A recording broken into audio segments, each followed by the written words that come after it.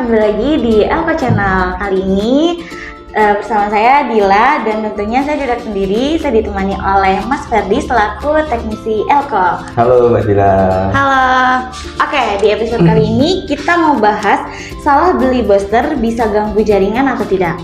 Sebenarnya banyak banget orang yang mengalami susah sinyal ataupun sinyal lemah. Mereka langsung berpikir untuk membeli booster secara online.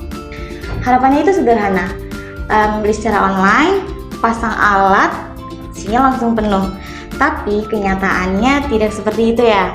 Ada yang setelah membeli booster hasilnya tidak berubah, bahkan ada yang justru tidak stabil. Kenapa ini bisa terjadi? Oke, langsung saja ke pertanyaannya.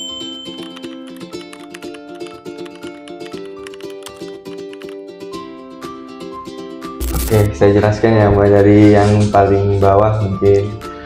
Booster itu sebenarnya bukan universal atau disebut semuanya bisa. Mereka itu punya 3-4 frekuensi tersendiri. Yang pertama 2300 yang saat ini baru 5G. Mungkin yang 2100 bisa juga 5G tapi masa percobaan. Ada yang 1800 sama 900. Jadi kalau di tempat itu nggak ada sinyal, mungkin bisa dilihat dulu sinyal alaminya apa, nanti kita bisa kuatkan dengan frekuensi tersebut. Oke, baik. Dari masing-masing frekuensi tersebut punya fungsi yang berbeda ya? Bisa jadi yang berbeda. Apa bedanya 900, 1800, 2100, dan bahkan kayaknya ada sekarang 2300 ya? Iya, 2300. 2300 itu masih masa percobaan untuk saat ini. Oh, jadi nggak semua bisa mengakses 2300. Iya. Oke.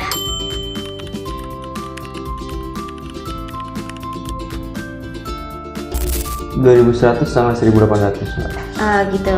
Jadi kalau misalkan kita mau beli secara online, kita harus perhatikan frekuensi tersebut ya? Iya, benar. Oke.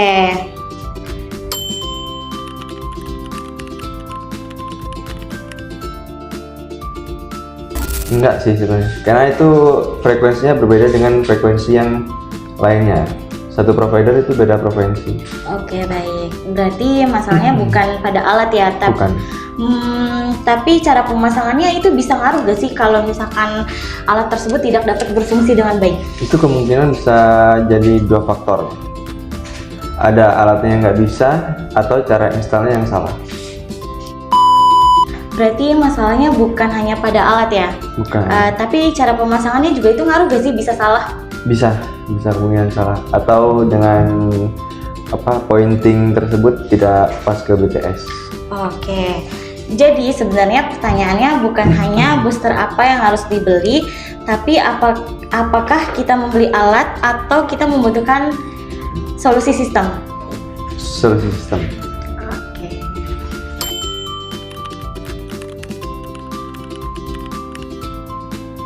Ya di waktu tertentu sih kemungkinan, karena ada perumahan yang tidak terjangkau sinyal, jauh dari BTS, diapit gedung-gedung tinggi, itu kita pasti butuh.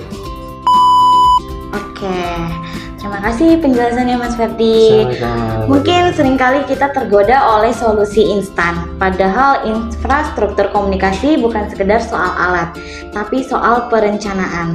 Karena ketika sistem dirancang dengan benar, hasilnya bukan hanya sinyal yang kuat, tapi operasional yang lebih stabil. Itu saja pembahasan di episode kali ini. Terima kasih Mas Ferdi sudah menjelaskan Sama-sama. secara singkat. Mungkin selanjutnya akan dilakukan di next video. Thank you so much for watching. Dadah.